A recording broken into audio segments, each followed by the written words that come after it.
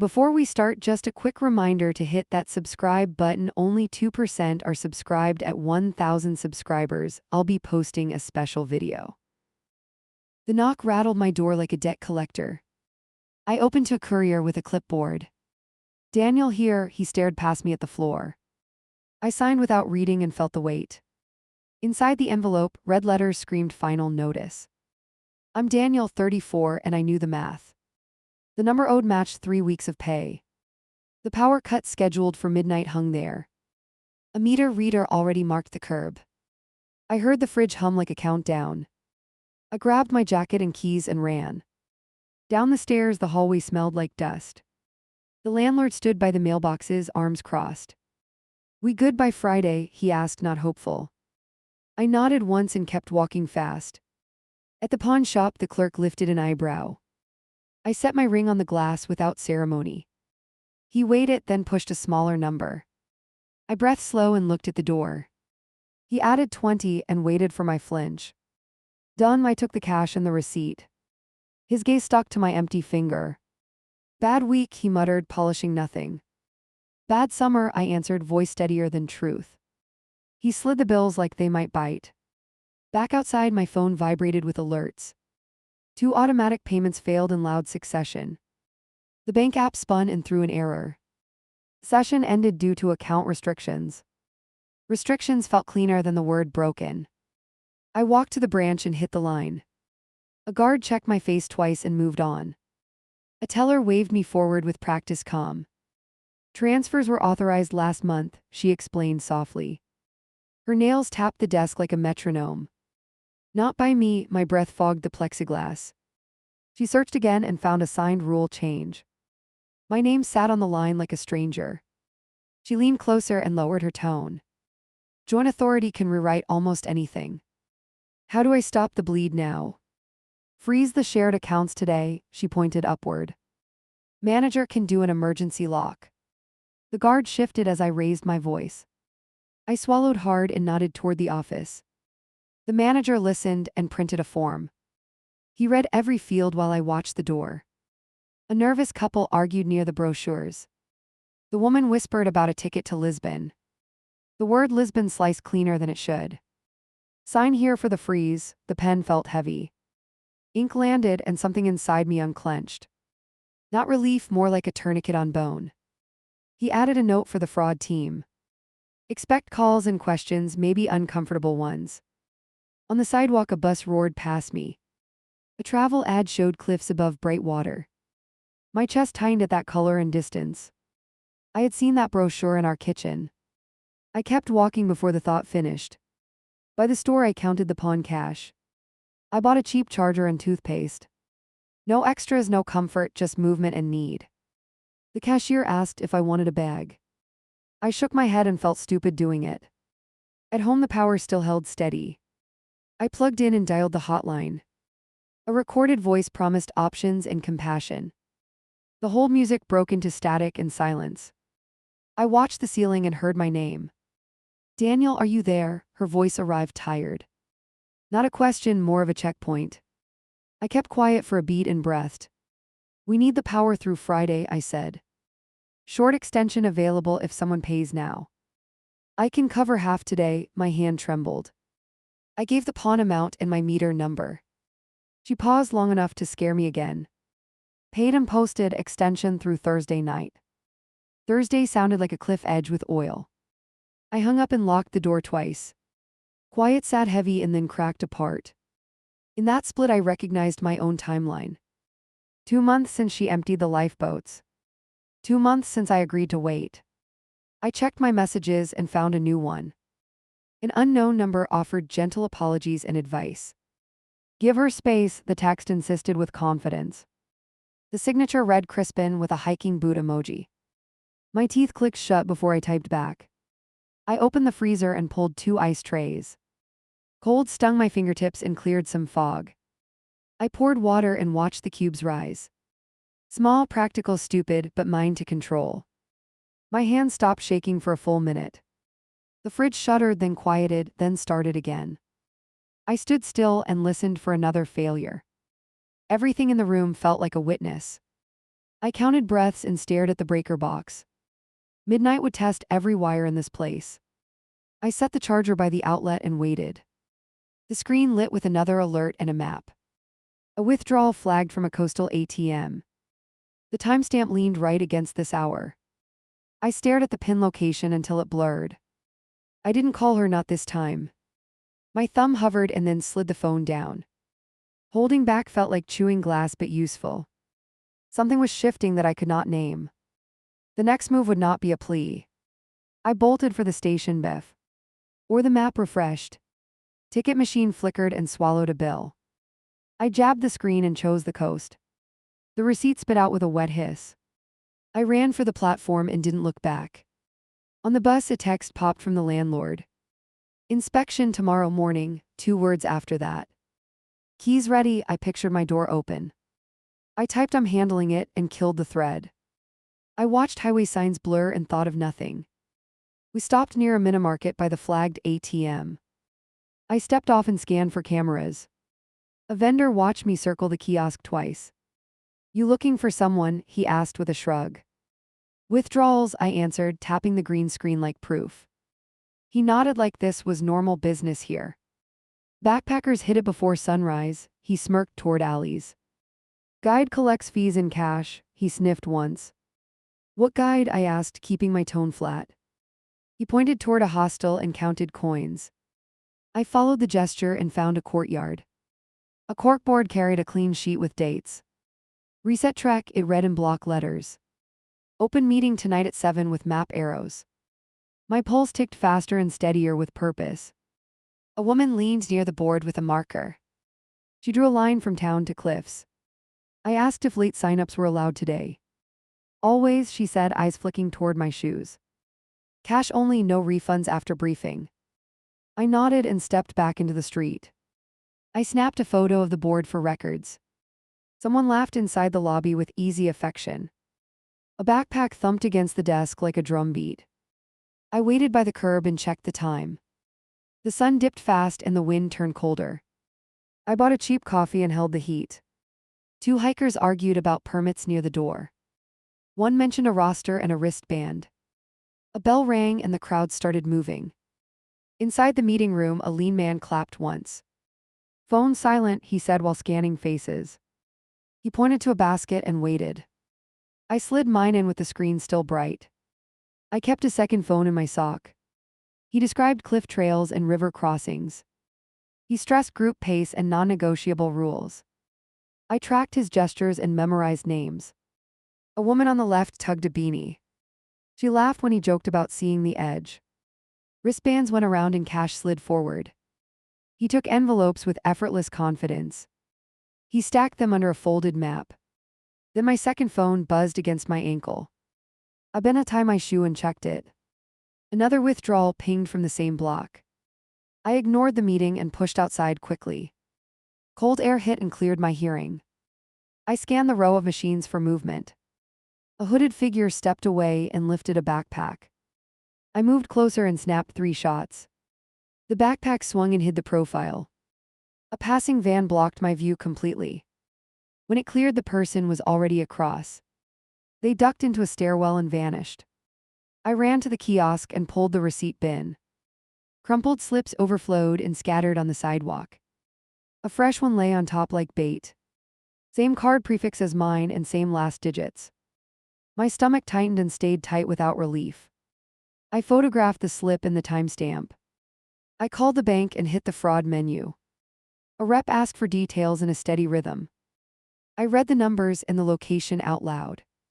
"Joint account rules limit reversals," the rep warned quietly. "I never approved cash withdrawals for travel."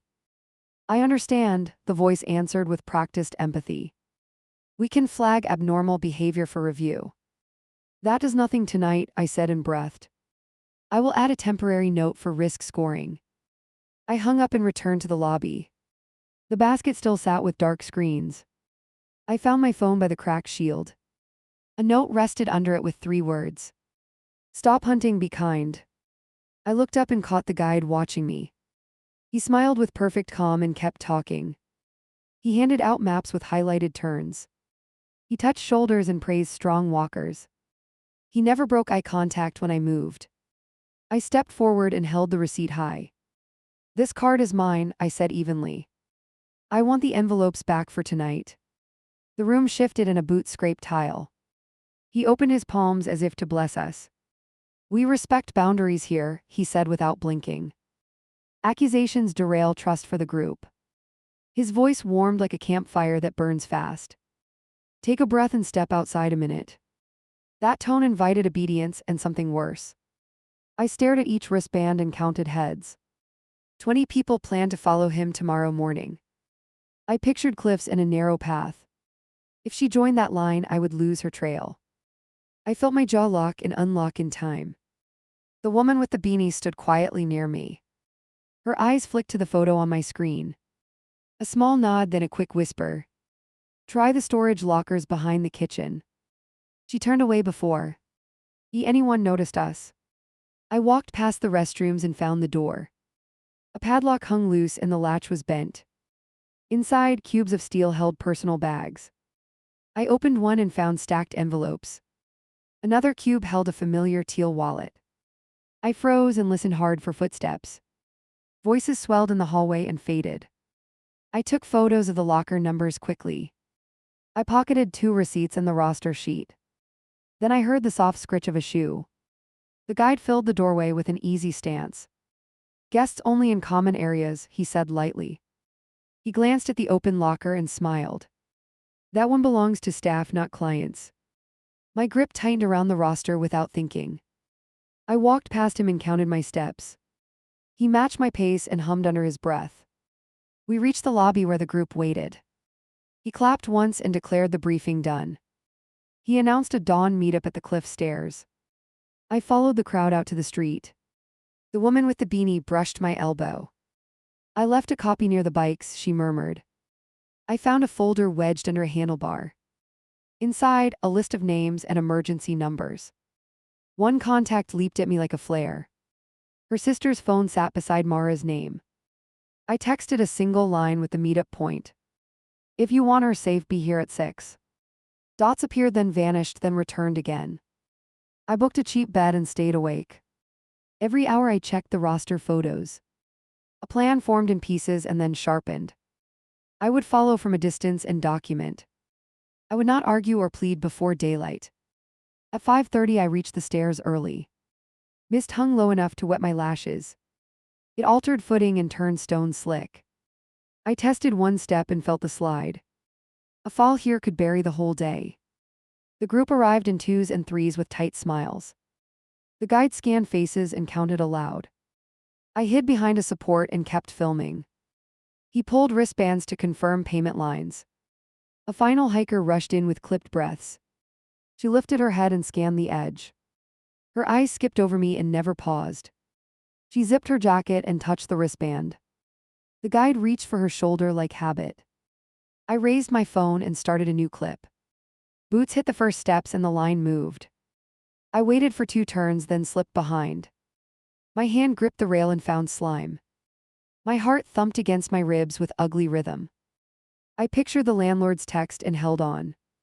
Halfway down, a whistle cut through the fog. The guide raised a hand and halted movement. "Loose rock ahead," he announced like a blessing. He angled his body to block the drop. He created a bottleneck that could erase me. I looked up and saw the sister on the ridge. She waved once and started down too fast. Her foot skidded and she grabbed the rail. The guide glanced up and frowned at the chaos. I moved to intercept before he could react. The sister reached me near a narrow ledge. "Is she here?" she whispered through chattering teeth. I tilted my head toward the bright wristband. "Stay close," I said and kept moving carefully. Below us the surf pounded like a warning. The group stretched out as the slope eased. He started talking about trust and letting go. I filmed every word and every gesture. Her face tightened when he reached toward her. Something in me hardened and held the line. We reached a small platform before the next descent. He raised both hands and called for silence. He announced a solo exercise with closed eyes. Everyone would step forward on his count. I watched her shoulders rise like she might bolt. I cut in with one short sentence only. Emergency contact wants her off the route. The sister stepped beside me and lifted her phone. She showed a message thread with legal terms. The guide stared, then smiled, then finally stopped smiling. I stepped onto the platform and raised the phone. Emergency contact wants her out now. The leader's jaw flexed once before smoothing. The group hushed like a choir awaiting orders. My gut braced for a shove that never came. Her sister held up the thread with clear timestamps. Family authority, stop the exercise and release her. The leader measured us with a slow sweep. You're disrupting a therapeutic commitment, he said, voice syrupy. He spread his arms as if blessing a storm. Boots scraped behind us and the line bunched. Someone muttered about refunds and wasted time. Another asked if this was part of training. He nodded toward the drop and smiled thinly. Everyone breathe, we'll process this like adults. I kept recording and moved one step closer. Her eyes flicked from him to the sister. She didn't reach for me or step away. A tremor ran through her hand and stopped. Her focus landed on the leader's open palm. He turned to her like a priest at altar. You chose this path, own your courage. She looked past him to the wet railing. I chose a break, not a desap. Parents. Her voice held, then wavered, then steadied. The leader leaned in, breath barely audible. People will drag you back with fear. He pointed at me without touching. Judgment is the oldest chain on earth. The word chain made my shoulders lock hard. A hiker shouted from behind the group. Are we hiking or staging drama? Someone laughed and the tension tilted. He raised one finger and the noise died. Control lived in that finger like a blade. I showed the roster copy near his chest. Unauthorized storage, cash bags, duplicate withdrawals. His eyes cooled and his smile evaporated. He glanced toward the switchback where staff waited. He knew I had seen the stash. Let's pause here and collect our breath. He gestured to an assistant with clipped precision. Escort our guest to level ground, please. 2 steps forward, then the sister blocked them. This isn't optional, she's coming with us. He assessed the numbers and recalculated angles. Then he pivoted to the crowd with theater. Break for water, 5 minutes only. Bottles appeared and conversations sparked like kindling. He reached for her arm and I moved. I planted my foot between them and held. No hands, you're recorded from 5 angles. My voice surprised me by not shaking. He studied me like a puzzle with stakes. If she goes, no returns, no community. Her mouth tightened and then she nodded. I'm not your communities. She unfastened the band and let it drop. It bounced once and slid toward the edge. He stared at it like a fallen flag. The sister stepped in and wrapped an elbow. I cleared a path with short, quiet words. A man tried to block us with sympathy. I need my deposit back, he announced loudly. Murmurs swelled and turned against the leader. He lifted his hands and called for order. To refunds, come see me after sunset. That bought him time and he knew it. He tried one last angle with a nod. You owe the group a parting circle. No circles, I pointed up the stair. Up now, talk later. Her sister began climbing with careful feet. She followed while I walked backward and filmed. The leader paced us with a fixed expression. Halfway up he whistled twice, sharp and coded. 2 staff moved to intercept at the landing. I walked faster and kept the camera steady. Touch her and I call emergency services now. My thumb hovered over the dial screen. A staffer raised palms like he wanted peace. Misunderstanding, we can mediate upstairs. The other edged toward the exit gate. He aimed for our route like a chess move. I lunged and reached the gate first. I shoved the latch and swung it wide. Public right-of-way, I said through tightened teeth. Hikers glanced over and drifted closer, curious. The leader stopped 3 steps below and watched. We crossed through and cleared the barrier. On flat ground, the sister started shaking visibly. She whispered how her car was nearby. Her breath hitched and then normalized with effort. We moved fast toward the lot without looking back. Tires clicked somewhere and I listened for pursuit. Behind us, a voice called my name carefully. I turned and found the woman with the beanie. She slipped a small envelope into my pocket. Keep walking, she murmured, eyes scanning faces. Open that only when you're safe. We reached the car and piled in quickly. I locked the doors and killed the radio. The leader stood by the curb, hands empty. He memorized the plate with a slow smile. His stillness promised paperwork and worse moves. We pulled out and merged onto the road. Her sister gripped the wheel and stared ahead. I can take you to my place. No, I answered before thinking, voice curt. He knows where you live from the forms. She swallowed hard and nodded once. Then where? Bank branch first, then police. I listed the evidence like I was rehearsing. Locker photos, roster copy, ATM slip. She shot me a quick look between turns. You collected all that in one night. I stopped sleeping weeks ago. Saying it out loud chilled me strangely. I wanted sleep, not apologies. We parked near the branch as doors opened. I walked inside and asked for the manager. The envelope burned in my pocket like coal. I handed over documents and pressed record again. Open an incident file and preserve video. The manager read fast and chewed his lip. This is beyond teller discretion, he muttered. He called upstairs and repeated my phrases. He printed a reference number with today's time. Expect investigators to contact you very soon. Back outside, the sister leaned against the car. You're shaking, she whispered, touching my wrist. I'm fine, I lied and looked around. A shadow moved near the corner and paused. My scalp prickled with the sense of audience. I opened the envelope and skimmed quickly. A list of deposits and burner accounts. Transfers routed through a hiking nonprofit shell. A handwritten line at the bottom said run. My brain latched onto that one word. We drove straight to the precinct without talking. I filed the report with tight sentences only. The officer read, then copied every image. Do not confront him alone again. Her tone cut through any bravado left. When we stepped out, my phone vibrated twice.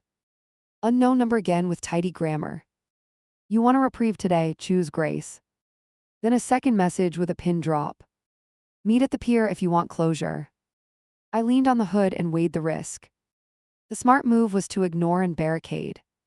The part of me that remembered her eyes argued. I saw the leader still smile in my head. I typed back 3 words and hit send. I reached the pier early and started recording. Board slick underfoot forced shorter steps and sharper balance. A message pinged as the wind pushed harder. Alone, the text warned with a pin and a time. I tucked the phone inside my sleeve and kept moving. A man stepped from behind a piling with practiced calm. No bag, no smile, hands visible like a traffic stop. You brought my paperwork, he said, chin lifting a notch. I kept my sleeve angled toward him and the tide. His shoes stayed dry while mine gripped for purchase. Closure costs clarity, he continued, eyes flicking to my wrist. You return what you stole from our office. He meant the list and the slips in my coat. I tapped the sleeve where the camera watched quietly. This meeting is documented, start speaking clean. He opened a folder and showed a blue booklet. Her passport flashed, then disappeared behind cardboard again. Next came a debit card with fresh edges. These belong to her program, he said with emphasis. Trade for your envelope fair and fast. My mouth dried and my pulse set a rhythm. I held my hand out and let it hover. Proof first, I said, keeping my feet planted. He tilted the folder so the photo caught. Her face looked out and I stiffened at the truth. He leaned closer and lowered his voice by instinct. She said another transfer for tonight after midnight. Bigger than before, he added with a small nod. You can stop it if you sign this release. A single sheet appeared, already creased at the fold. I didn't touch the paper and let seconds drag. The deck groaned and a gull screamed to our right. I texted a dot to the sister and waited. Her reply popped back fast with 2 words. 10 minutes, she wrote, meaning help was near. He sensed the stall and tightened his stance. You think uniforms change our calculus? He asked softly. They love order, I offer order at scale. He leaned the folder against the rail like bait. My free hand opened without my permission. Footsteps approached, quick and uneven across the planks. She appeared from the far end, hood up. She stopped 3 paces away and ignored the folder. 2 weeks, she said, voice ragged but steady. Then I return funds and walk away. He laughed once and never showed his teeth. You already walked away, you're evolving beautifully. She flinched and I stepped between them by inches. No more scripts, I told him, heat in my throat. You pressure her again and we escalate. He adjusted his watch and glanced over my shoulder. Time wastes money, he murmured, eyes on the horizon. Sign and you both avoid public embarrassment today. He lifted the release so the wind rattled it. The sound made her swallow and stare at my sleeve. I angled the camera toward his hands and paper. Say the amount scheduled for tonight out loud. His brows twitched before flattening again with effort. 20,000, he answered, voice losing its polish. Split between 2 accounts you already photographed. She drew a breath and then reached for me. Don't trade with him, she whispered, fingers cold. I can cancel if I get my phone. He raised the folder higher and pointed deeper. Phone is safe at our office, come now. I held my ground and lifted my chin. The office with secret lockers and cash envelopes. Harbor police have that address, watch your step. He rolled his shoulders once and scanned the walkway. A patrol jacket rounded the corner and paused. He moved fast then, wrist flicking the folder upward. Passport slid free and fluttered toward the gaps. I lunged and caught the edge with my palm. A small ticket fell out and skittered past us. He stomped forward but I scooped it first. Storage claim, unit code, short number scrawled by marker. My chest tightened and my mind cleared like glass. He saw it vanish into my sleeve and stiffened. You don't know what you're carrying, he hissed under breath. Lose that and you lose her path. Boots thudded behind as the patrol closed in. Everyone keep hands visible, the officer called firmly. Crispin spread his arms and smiled with strain. Just a misunderstanding, he offered, voice smooth again. The smile didn't reach the muscles around his eyes. She stepped closer to me and angled her body. I'm done, she whispered, barely moving her lips. Help me shut tonight's transfer before it hits. I nodded once and kept my gaze on him. The officer asked for IDs and waited patiently. He tried charm first and then silence when it failed. I held out the passport and the camera running. Evidence of coerced withdrawals and a scheduled move. The ticket stayed hidden while my fingers pressed tight. He tracked that pressure and knew he'd missed something. 2 more jackets appeared at the edge of the pier. Radios crackled and bystanders slowed for a better angle. He assessed the numbers and chose speed over pride. A quick pivot, then a sprint toward the stairs. The officer lunged, grabbed fabric, lost grip to sweat. I didn't chase him because she leaned on me. Her breath came shallow and sharp like torn paper. I gave him the wrong code earlier on purpose. She reached into her sleeve and found a tiny key.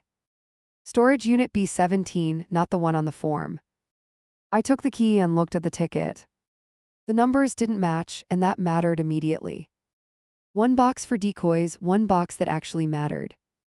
We pull B17 now and kill the transfer.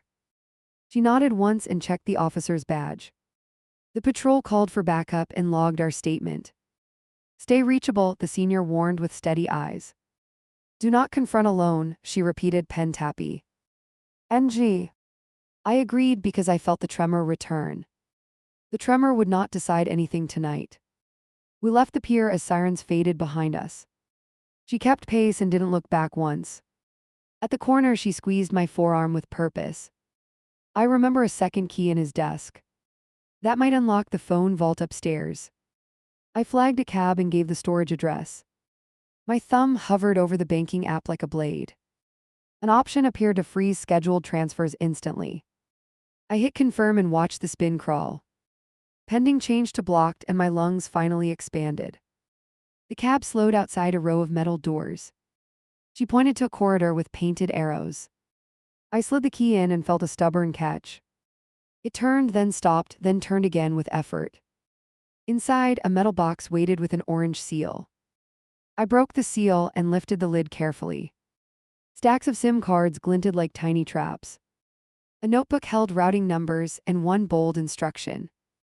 Replace codes after every hike, destroy paper weekly.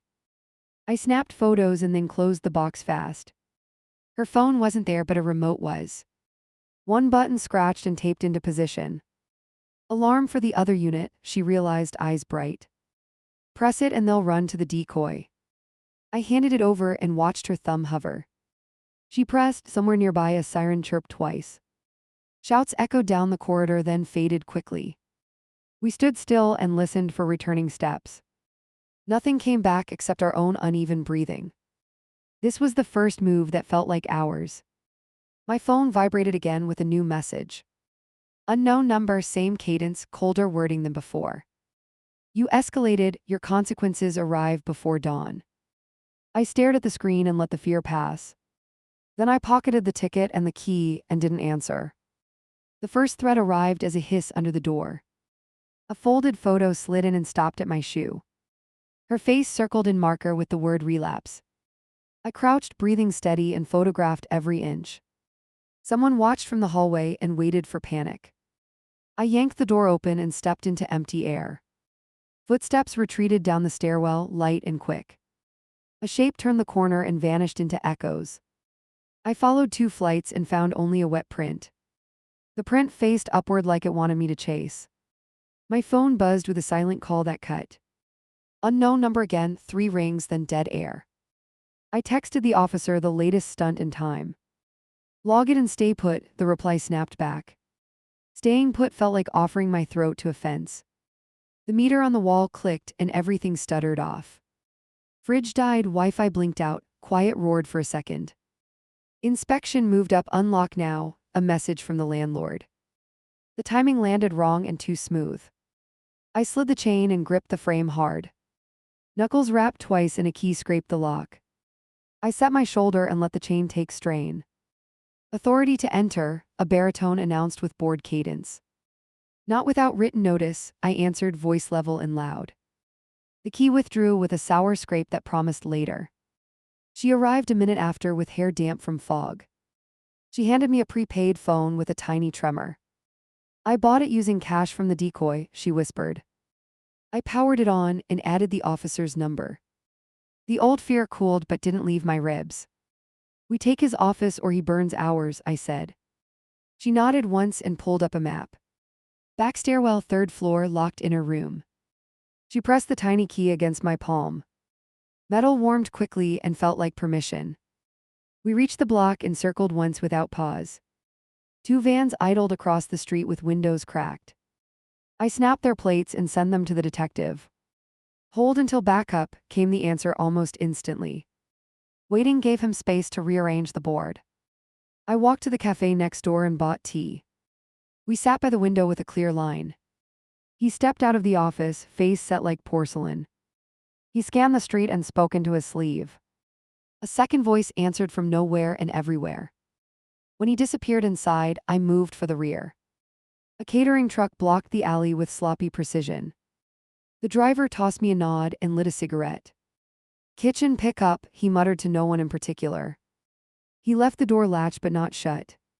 We slipped between the bumper and the wall quickly. The service door opened with a grumble and stuck. I wedged my foot and pulled until it gave. Inside, a stair curled up past storage bins. I tasted metal and counted steps without speaking. On the 3rd landing, a keypad waited for a code. She inhaled and moved the key along the frame. A notch clicked and the plate lifted a fraction.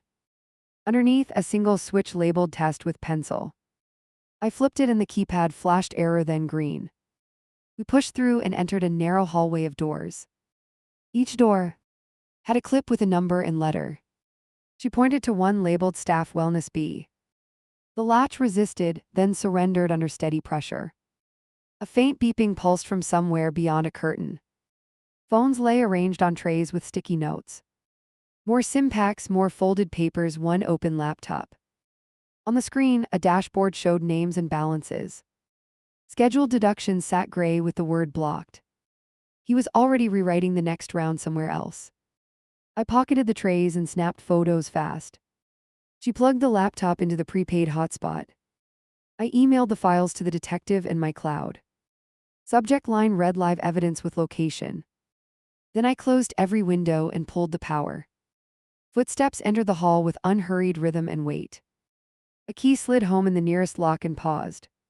We ducked behind a cabinet and didn't breathe. A voice drifted in, low and warm with sales. Finalize the roster and clear B vault. I stepped out before he reached the curtain. Police have your dashboard in your storage map. His eyes flicked to the empty trays, then to her. He did a fast inventory of exits and angles. You two gamble badly, he murmured with curious calm. You staged a cut at my place, I answered. You staged a break-in dressed as inspection staff. He blinked once and smiled like a camera test. That story needs proof, he replied, tone almost kind. I held up the live feed on my phone. The prepaid streamed the hallway with perfect clarity. 2 vans visible, 2 men on comms, badges crooked. Sirens faded in from blocks away and grew louder. He looked at the screen and recalculated out loud.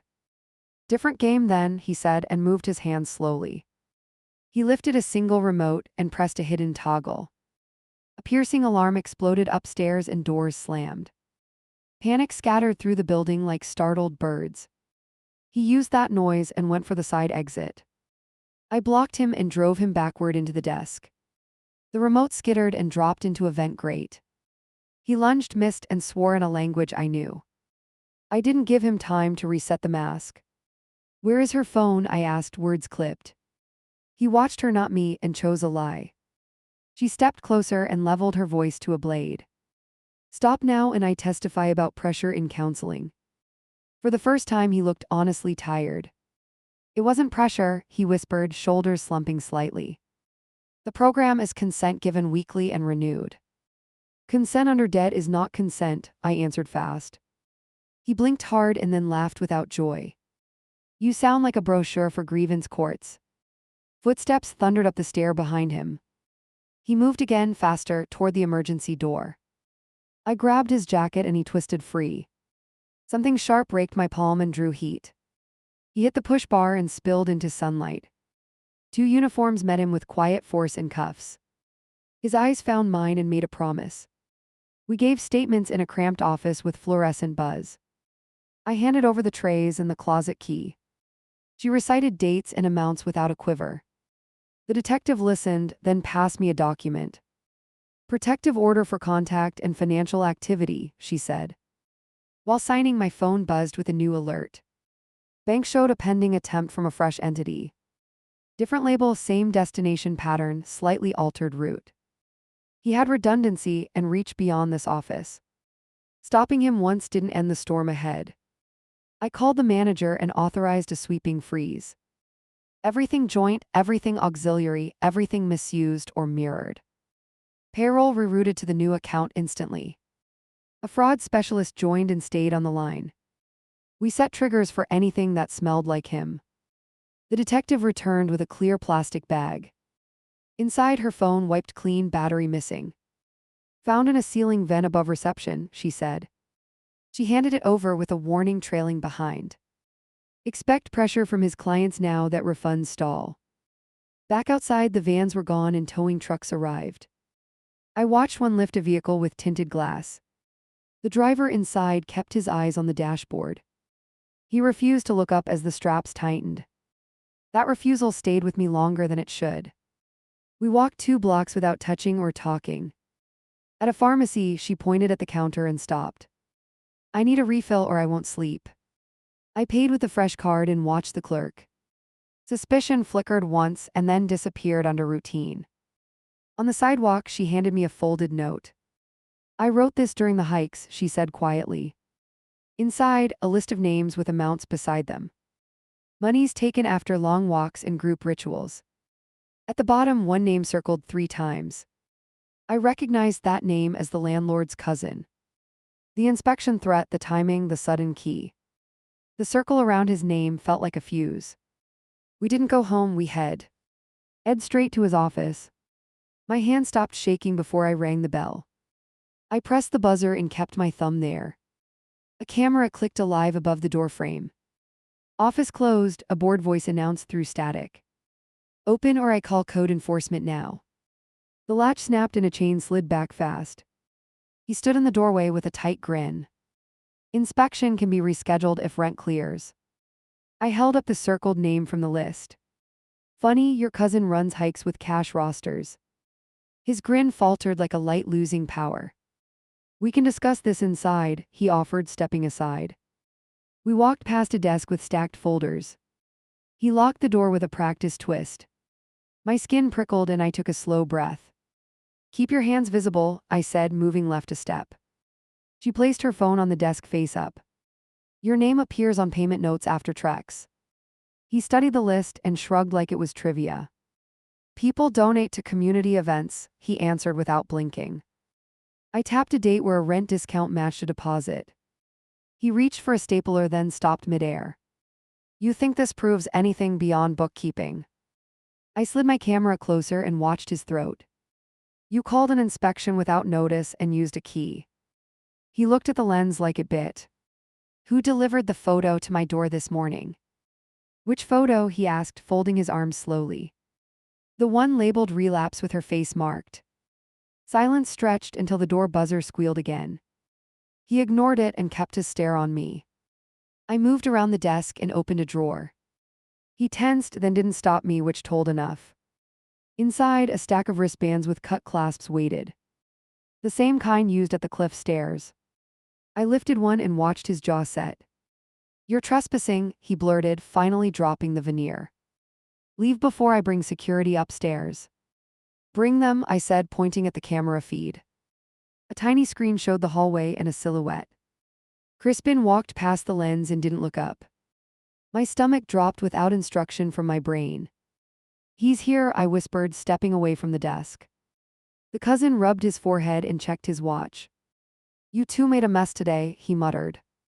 Cleanup requires signatures and quiet. The lock turned again before I reached the door. Crispin entered like he owned square footage. He saw the wristband in my fingers and smiled. Evidence mishandled becomes litter, he announced softly. I slid the band into my pocket and squared up. She positioned herself between them and the exit. Return whatever you hold of mine now. Crispin unbuttoned his sleeve with slow, theatrical care. A keycard flashed, then disappeared into his cuff again. Exchange requires trust that you lack, he murmured. I placed the storage ticket on the desk deliberately. B-17 unlocked, notebook secured, Sims cataloged. He evaluated the bluff and found too much truth. His focus drifted to the cousin with a frown. Allies became liabilities in that small glance. The buzzer blared again with an urgent rhythm. I hit the intercom and barked, deliveries go downstairs. A pause, then the same patrol voice from the pier. Open up or we force entry under order. Crispin's eyes narrowed as the cousin paled. He stepped back toward a side door and froze. The knob refused him with a dull clunk. I had locked it without thinking during my sweep. He noticed the bolt and gave me a new look. Adaptable, he said, tone now edged and cold. The cousin tried for laughter and failed badly. We are all neighbors working through conflict. Boots hit the stairwell and radios crackled outside. Hands clear, the officer called from the hall. Crispin raised both palms and leaned against the wall. I opened the main door and let uniforms in. The detective moved first with eyes already scanning. Collect devices and signage, she directed briskly. Crispin studied the ceiling like it had answers. The cousin took a seat and discovered no good posture. We gave the immediate facts without extra seasoning. She lifted the wristbands with gloved fingers for photos. The detective turned to Crispin with plain patience. Voluntary statement now or counsel later, she offered. He smiled and stared at the wall clock. Time matters to you, I said, letting it sting. You scheduled another hit for midnight again. He exhaled once and gave me a slow nod. Patterns comfort frightened minds, he answered almost gently. The detective wrote that sentence down without blinking. A second unit entered with a warrant and tools. They opened a floor safe under the desk. Inside, prepaid cards and an address book waited. 3 entries matched names on our list exactly. The cousin sagged like a punctured tire. She leaned close to me and spoke low. If I walk now, he rebuilds in months. I know, I whispered, feeling something harden. This ends by cutting ties he uses to find you. Her eyes met mine and didn't slide away. The detective finished logging and pulled me aside. We can hold him overnight on obstruction and fraud. After that, charges need complainants willing to testify. I looked at her and then at the cousin. My mouth answered before fear got its vote. I'll testify and provide every record I pulled. The words burned and then cooled into place. Commitment felt less like bravery and more like clarity. She squeezed my shoulder once and went back to work. Crispin watched the gesture like a field report. An officer bagged the address book and shut the safe. They cuffed the cousin first while he protested loudly. Crispin accepted his cuffs with a faint smile. He paused at the threshold and spoke to the room. Every cage is built by its occupant. I wanted to lunge, instead I breathed and smiled back. Enjoy your occupancy, I said with balance. He tilted his head and memorized my face again. Then he walked out between uniforms and cameras. That walk promised appeals and letters later. After they cleared, the detective handed me forms. Emergency credit freeze and no contact affidavit. I signed where she tapped and double-checked dates. Her pen moved quickly, then stopped on one line. Do you want relocation assistance for temporary safety? I weighed the apartment against the next threat. Short-term, yes, I answered, hearing my voice change. The person agreeing sounded practical and done grieving. She looked at me like she recognized that pivot. Recognition scared me and steadied me in the same breath. We left with copies and a chain of custody receipt. Outside, the sky felt low and pressing, rain threatening. We walked without umbrellas because speed mattered more. At the corner, her sister pulled up with tires wet. She leaned over and unlocked the passenger door. Get in, she urged, eyes wide and focused. We need to move your things before they try again. I stared at the building and then at her. Leaving meant admitting the apartment was a trap now. I opened the door and made the admission. We reached my block and watched a van idling. Same tinted windows, same stickers, same stance. It pulled away when we slowed behind it. They had eyes on my routine and exit routes. A new plan formed without room for pride. Inside, we packed in ruthless silence and order. Essentials only, documents, devices, nothing sentimental. I left the couch in the framed photo. Taking it would cloud my head and hands. This was triage, not nostalgia dressed as courage. While we hauled bags, a text pinged the burner. You think you won, the message read without punctuation. Winners keep their power on through winter. I looked at the outlet where the fridge waited. The plug hung loose from the earlier cut. I called the utility and invoked the order number. The agent confirmed a block on external changes. Any attempted disconnection triggers a fraud alert, she said. Hearing that didn't erase my vigilance or nausea. Paper shields felt flimsy when vans circled blocks. We loaded the trunk and slammed it twice. I locked the door and slid the deadbolt anyway. A neighbor opened his peephole and then closed. In. People sensed trouble and decided to be furniture. I didn't blame them, I just memorized it. We drove to a motel recommended by the detective. Front desk took the affidavit without comment or smirk. We paid cash and chose a room near an exit. In the room, she set her phone on the table. She waited and finally looked at me fully. I want to make restitution now, not later. Her voice kept steady even as her hands trembled. I can sell the equipment and cover half. Half sounded like air and concrete at once. I nodded because the only answer was movement. I opened my laptop and built a ledger. Every transfer logged with date, amount, and target. Refund plan in 3 waves with deadlines and notes. I set reminders like nails along a plank.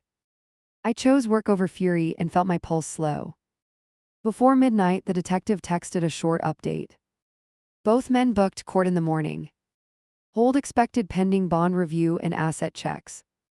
She advised early arrival with clean copies of proof. I replied with a photo of the ledger. We turned off the lights and lay still. Traffic hissed outside and the room settled. I listened for footsteps that never came to the door. Sleep arrived in pieces and without dreams. Before it took me, one thought kept knocking. Justice might come, but repair would be my job. I woke before the alarm and opened the ledger. Numbers held, screenshots loaded, timestamps aligned. Court started in 90 minutes and I felt ready. A knock hit the door, 3 quick strikes. Transportation is downstairs, the detective texted just after.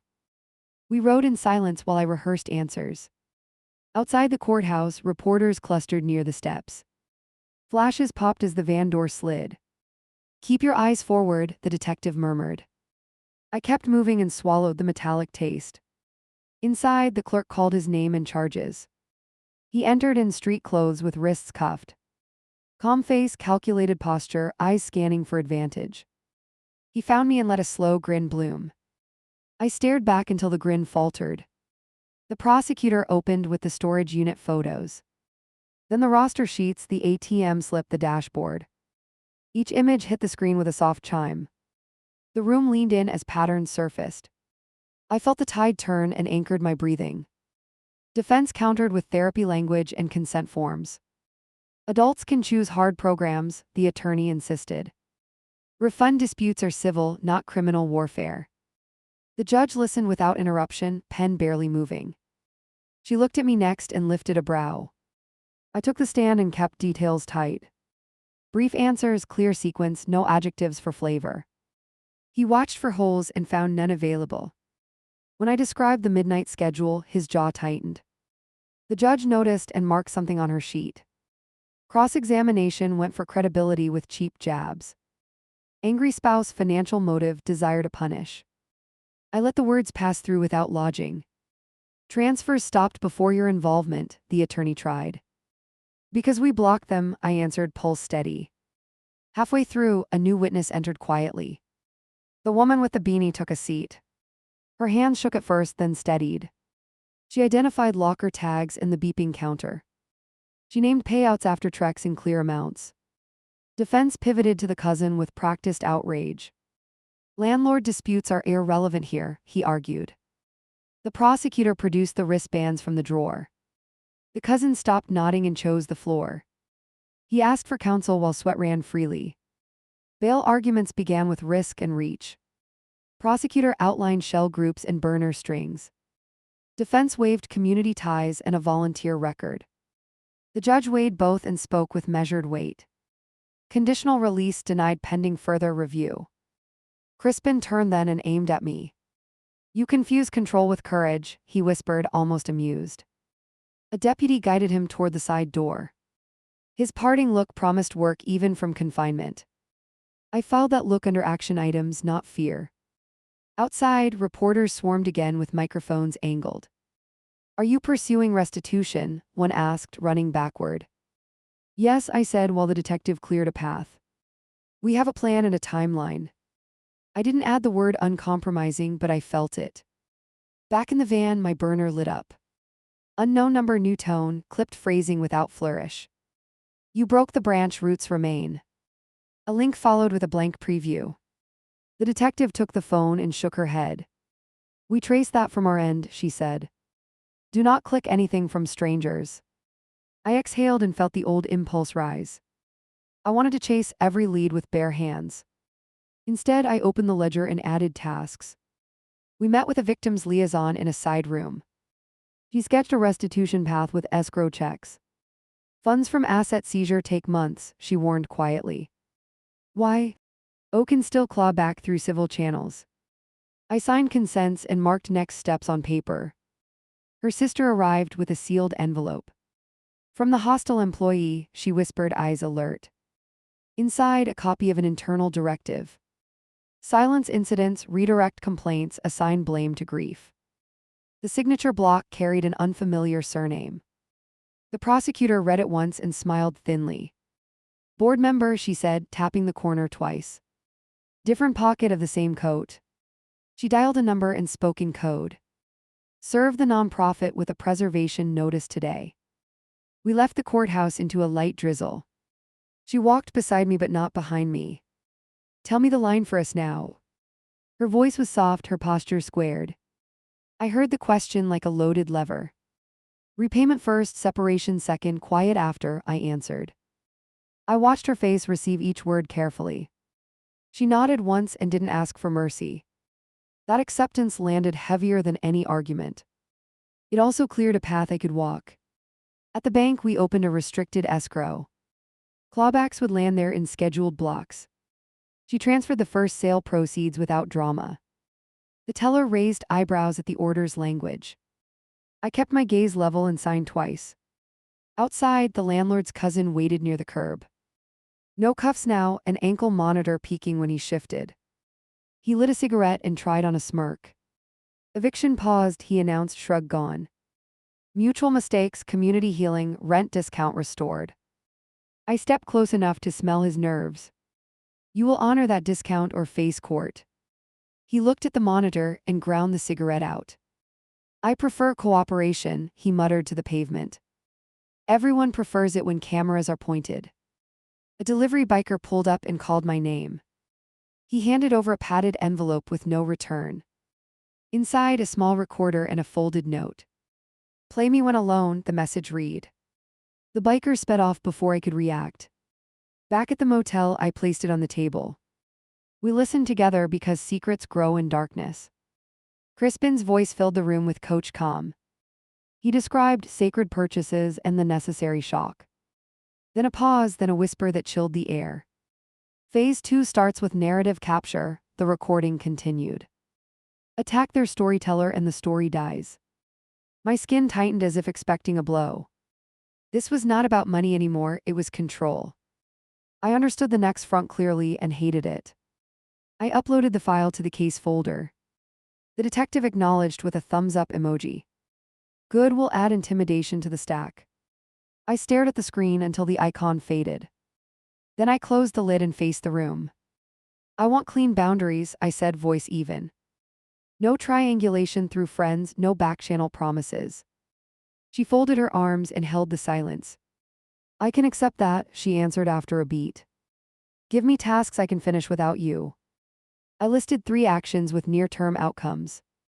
Sell remaining gear through a consignment that verifies origin. Email receipts to the escrow agent nightly.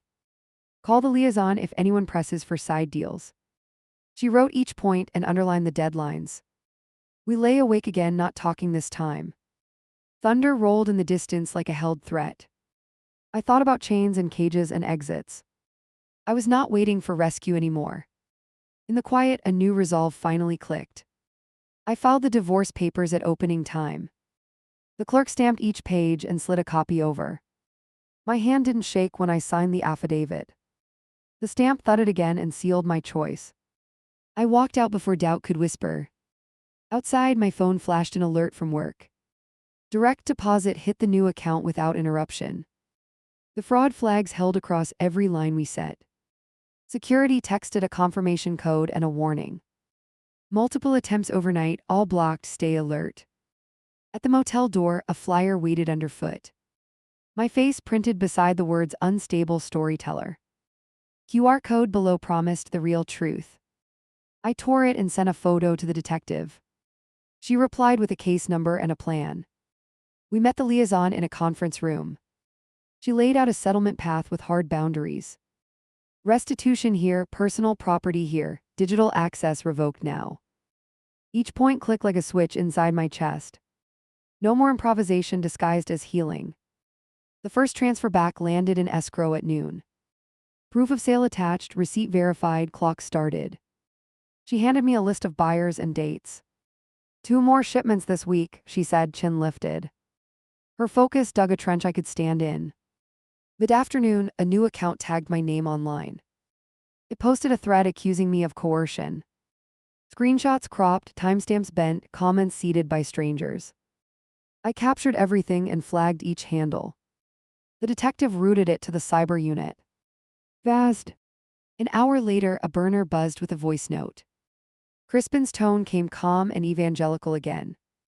Let go of narrative, choose mercy, avoid spectacle. I saved the file and wrote 1 sentence back. Contact only through counsel or law, this is recorded. We drove to storage to empty the last locker. The key turned cleanly and the door rolled. Inside, a plain file box sat centered and alone. On top, a card with my name in block letters. I opened the lid and saw a single phone. I powered it and waited for the login prompt. A notification flashed, then a gallery opened automatically. Dozens of short clips filmed inside group spaces. He filmed confession circles without consent to maintain leverage. I backed up the files and closed the lid. Her sister met us at the precinct with Prince. Hostel staff resigned today, she reported, eyes bright. They sent internal memos to the board. The detective added them to the case packet. Then she pulled me aside with a fresh update. Bail hearing moved, assets flagged in 3 states. Board suspended operations pending inquiry and audits. She watched my face to see if I smiled. I didn't because noise still swarmed my name. Winning in rooms does not erase streets. Outside, a man approached with a camera at belt height. Quick question about manipulating vulnerable hikers. I raised mine and filmed his badge number. Harassment logged, step back. He retreated with a smirk and a muttered slur. Evening brought a text from a name I recognized. Meet me near the clinic, I'm alone. I stared at the screen for 10 long beats. Public place, daylight recorded, I replied finally. Then I sent the location to the detective. She waited on a bench, jacket zipped, jaw tense. Her eyes moved to the passing cars, then me. I started the wreck, I also want to end it. Hands on knees, she kept her voice from breaking. I authorize restitution and formal separation without contest. Say it to my recorder, I held the phone. She repeated every term with dates and totals. Then she looked up and added one more line. I will testify about funneling and scripted pressure. The words landed like bolts driven straight. A car slowed at the curb and lingered. 2 silhouettes inside, heads tilted toward us. I turned to face them and raised my phone. They pulled off when the lens found the plate. Paranoia isn't wrong when it keeps you standing. We walked to the bank with quick steps. She completed the forms to authorize clawbacks. The manager verified signatures and stamp releases. My throat eased for the first time in weeks. Relief felt earned, not borrowed. Back at the motel, a package sat at reception. No return, heavy for its size. Inside, a mirror with liar carved on tape. I set it down and photographed every angle. Then I smashed it and swept the shards away. The burner lit with a final text at dusk. Offer ends tonight, tell your story and lose. I didn't answer, I forwarded it to the file. Then I opened the recorder and spoke plainly. The story isn't yours anymore, it never was. Before midnight, the judge issued a tighter order. No third-party contact, no digital smears, daily check-ins. The notification chimed while I watched the door. Silence on the other side felt earned. I kept listening anyway, because vigilance had paid. I emailed the landlord notice of vacate and forwarding. Attached the discount agreement and the case reference. His reply came fast with 2 sentences only. Keys accepted, balance zeroed. That was the cleanest line he ever wrote. We carried our bags to the car before dawn. Mist clung low enough to make steps careful. I scanned the lot and named each exit. Old habits stayed until safety proved itself. Today, those habits kept us moving. At the highway ramp, she touched my arm once. You believed me when it would have been easier not to. Belief wasn't the word anymore, not after this. I believed what I saw and what I recorded. Truth traveled better when documented. We drove east toward a small rental the liaison found. Windows rolled down, phones quiet, engine steady. Behind us, cases moved through channels we couldn't see. In front of us, bills and work and sleep. I felt the shape of my life return. When we stopped for fuel, I checked escrow totals. The numbers ticked up by another 3,000. Each increment felt like a plank laid true.